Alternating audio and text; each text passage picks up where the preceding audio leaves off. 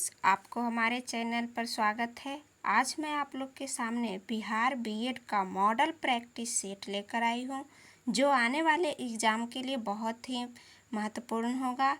तो वीडियो को लास्ट तक ज़रूर देखें। चलिए देखते हैं हम लोग सेट नंबर 1 का क्वेश्चन नंबर 1 से। क्वेश्चन नंबर 1 में है कि भौतिक प्रक्रम से चट्टानों का टूटना कौन सा प्रभाव कहलाता है। तो इसका आंसर जो हो जाएगा डी नंबर, अपक्षय। यानी भौतिक प्रक्रम से चट्टानों का टूटना अपक्षय प्रभाव कहलाता है। यह भौतिक या आंतरिक अपक्षय प्रक्रियाएं कुछ अनुप्रयुक्त बलों जैसे गुरुत्वाकर्षण बल, तापमान में परिवर्तन, विस्तारण बल, शुष्कन एवं आर्द्रन आदि पर निर्भर करती है। दूसरा नंबर क्वेश्चन है कि निम्नलिखित में से कौन सा मरुभूमि में अपरदन का शक्तिशाली स्रोत है। तो इसका आंसर जो है सी हो जाएगा, हवा। मरुभूमि में जो है अपरदन का शक्तिशाली स्रोत जो है हवा या पवन है। मरुभूमि में वायु अपरदन एवं निक्षेपण का कार्य करता है। वायु के अपरदन से बनने वाले आकृति में छत्रक, शैल आदि जो है शामिल है। तीसरा नंबर क्वेश्चन है कि भारत की सूचना प्रौद्योगिकी राजधानी है। तो इसका आंसर जो है हो जाएगा सी नंबर, बेंगलुरु। यानी सूचना प्रौद्योगिकी तथा इलेक्ट्रॉनिक उद्योग बेंगलुरु में है, जिसे भारत के इलेक्ट्रॉनिक राजधानी भी कहा जाता है। भारत की वर्तमान तरक्की में आईटी का बहुत बड़ा योगदान भी है। नेक्स्ट है 4 नंबर क्वेश्चन है कि हम्पी के खंडहर जो है किस राज्य में है। तो हम्पी का खंडहर जो है कर्नाटक में है। कर्नाटक में जो है तुंगभद्रा नदी के तट पर अवस्थित हम्पी से मध्यकालीन विजयनगर साम्राज्य की राजधानी का अवशेष प्राप्त हुआ है। विजयनगर साम्राज्य की स्थापना अपने गुरु विदारनय की सहायता से हरिहर और बुक्का नामक दो भाई ने 1336 ईस्वी में किया था। नेक्स्ट है 5 नंबर क्वेश्चन। 5 नंबर है कि मालगुडी डेज के लेखक जो है कौन है। तो इसका आंसर जो है सी हो जाएगा, आर के नारायण। यानी आर के नारायण की रचना जो है भारत के पूर्व राष्ट्रपति के आर नारायण ने माई प्रेसिडेंशियल ईयर्स नामक पुस्तक लिखी। मालगुडी डेज के अतिरिक्त गाइड पुस्तक के लेखक भी आर के नारायण हैं। नेक्स्ट है 6 नंबर क्वेश्चन कि संभाजी के पश्चात निम्नलिखित में से किसने मराठा राज की बागडोर संभाली। तो वो हो जाएगा ए, इसका आंसर राजा राम। यानी संभाजी के पश्चात 1689 में मराठा साम्राज्य की बागडोर राजा राम ने संभाली थी, जिसने अपनी दूसरी राजधानी सतारा को बनाया था। संभाजी शिवाजी के उत्तराधिकारी थे। शिवाजी मराठा साम्राज्य के संस्थापक थे, जिसने अपनी राजधानी जो है रायगढ़ को बनाया। 7 नंबर क्वेश्चन है कि लॉर्ड माउंटबेटन विशेष अनुदेशों के साथ वायसराय के रूप में भारत आया। तो इसका आंसर जो हो जाएगा डी नंबर, कांग्रेस को विभाजन स्वीकार करने हेतु मनाने के लिए। वायसराय के रूप में 1947 में जो है भारत आया था। ये स्वतंत्र भारत के प्रथम गवर्नर जनरल तथा अंतिम वायसराय थे लॉर्ड माउंटबेटन, जो इसी के समय में भारत तथा पाकिस्तान नामक दो स्वतंत्र राष्ट्रों के विभाजन की घोषणा हुई और 15 अगस्त 1947 को हमारा भारत देश को आज़ादी मिली। नेक्स्ट है 8 नंबर क्वेश्चन कि दिल्ली का सुल्तान जो भारत में नहरों के सबसे बड़े नेटवर्क के निर्माण के लिए प्रसिद्ध था, वो मतलब कौन थे। तो इसका आंसर जो है हो जाएगा फिरोज शाह तुगलक। ने फिरोज शाह तुगलक ने 5 बड़ी नहरों का निर्माण कराया था। उसने 300 नए नगरों की स्थापना की। इनमें हिसार, फिरोजाबाद, दिल्ली, फतेहाबाद, जौनपुर, फिरोजपुर प्रमुख है। नेक्स्ट हम लोग 9 नंबर क्वेश्चन देखते हैं कि अलमाटी बांध जो है किस नदी पर बना है। तो वो हो जाएगा कृष्णा नदी पर। कृष्णा नदी जो है तत्कालीन कर्नाटक सरकार तथा देवगौड़ा सरकार की यूनाइटेड फंड के बीच इसे दी जाने वाली सहायता राशि पर जो है विवाद भी उठा था। 10 नंबर क्वेश्चन है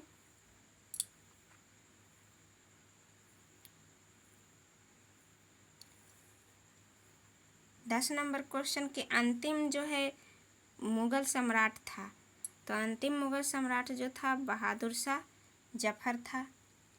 बहादुर शाह द्वितीय मुगल वंश का जो था अंतिम सम्राट था। बहादुर शाह का शासनकाल 1837 से 1858 तक था। बहादुर शाह शायरी का बड़ा शौकीन था। उसे जो है जफर का किताब दिया गया था।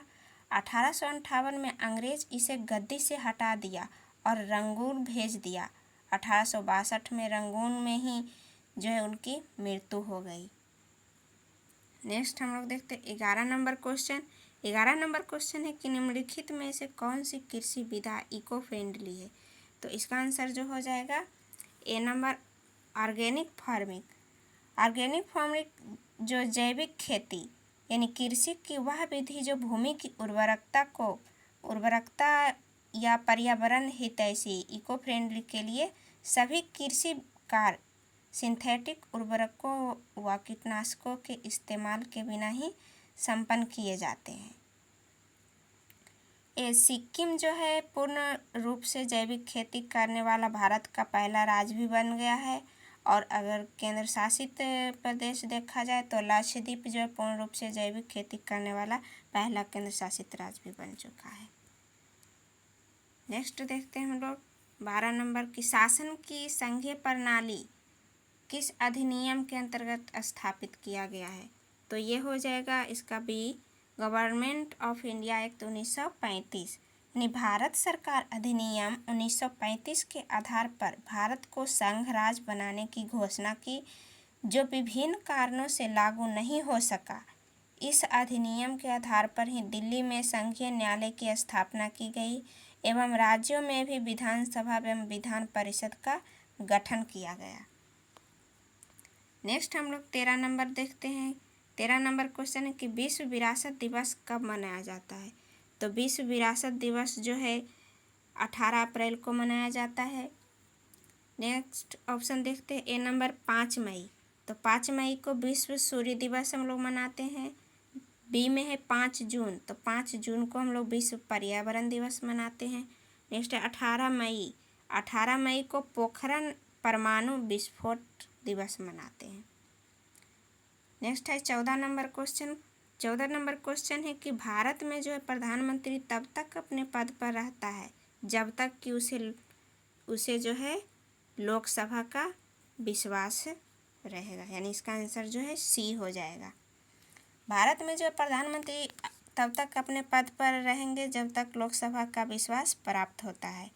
संविधान के अनुच्छेद 75 के अनुसार प्रधानमंत्री की नियुक्ति राष्ट्रपति करेगा और अन्य मंत्रियों की नियुक्ति जो है राष्ट्रपति प्रधानमंत्री की सलाह पर करेगा।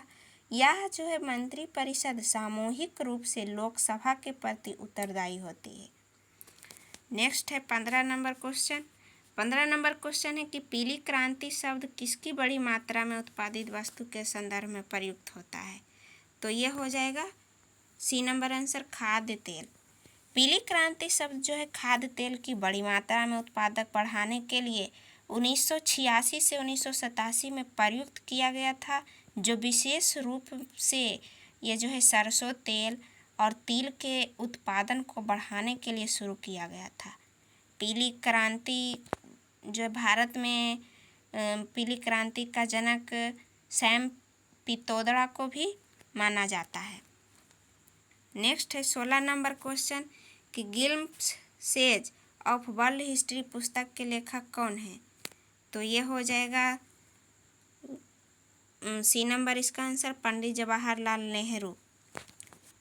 आगे है ए नंबर ऑप्शन कि महात्मा गांधी जो है क्या लिखे थे। तो महात्मा गांधी जो है पुस्तक का नाम इनका है सत्य का प्रयोग।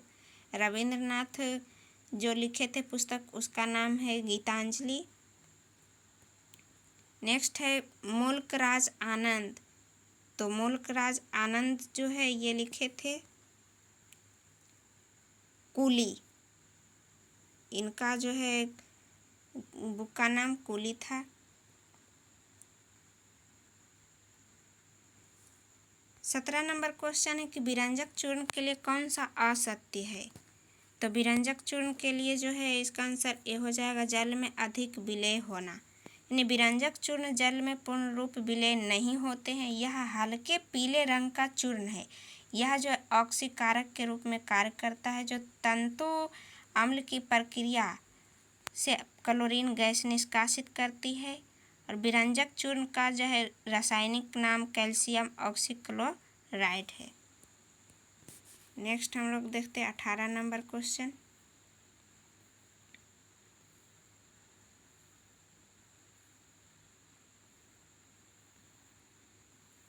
नंबर क्वेश्चन है पारद धातु जो है मिश्रण है,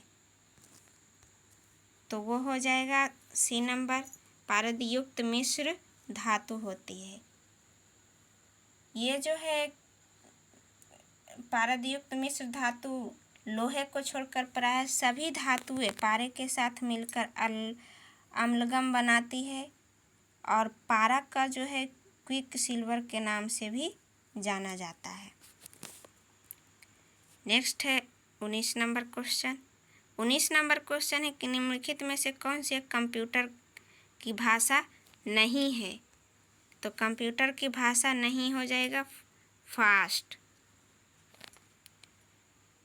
इसमें जो है इसका आंसर जो है कंप्यूटर का भाषा फास्ट जो है नहीं है। नेक्स्ट हम लोग देखते हैं 20 number question, plaster of Paris का सूत्र है। तो प्लास्टर ऑफ पेरिस का सूत्र जो है इसका आंसर डी हो जाएगा, जिसका नाम है कैल्शियम सल्फेट, जिसे जिप्सम कहते हैं। इसको जो 125 डिग्री सेल्सियस तक गर्म करने पर इसका 75% जो क्रिस्टलीय जल निकल जाता है तथा वह नए पदार्थ प्लास्टर ऑफ पेरिस में जो है बदल जाता है।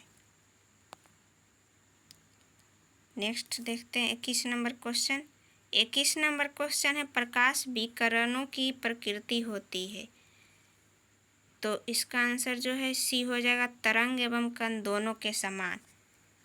प्रकाश जो है एक प्रकार की ऊर्जा है जो विद्युत चुंबकीय तरंगों के रूप में संचित होती है और ये जो है तरंगों की भांति इसका प्रवर्तन, अपवर्तन, विवर्तन, व्यतिकरण तथा ध्रुवण होता है और ये सीधी रेखा में चलते हैं। दूसरी ओर ये ऊर्जा के छोटे छोटे बंडलों के रूप में चलते हैं और क्रॉम्पटन प्रभाव तथा प्रकाश विद्युत प्रभाव की व्याख्या करते हैं, जो प्रकाश के कण प्रकृति को प्रकट करते हैं।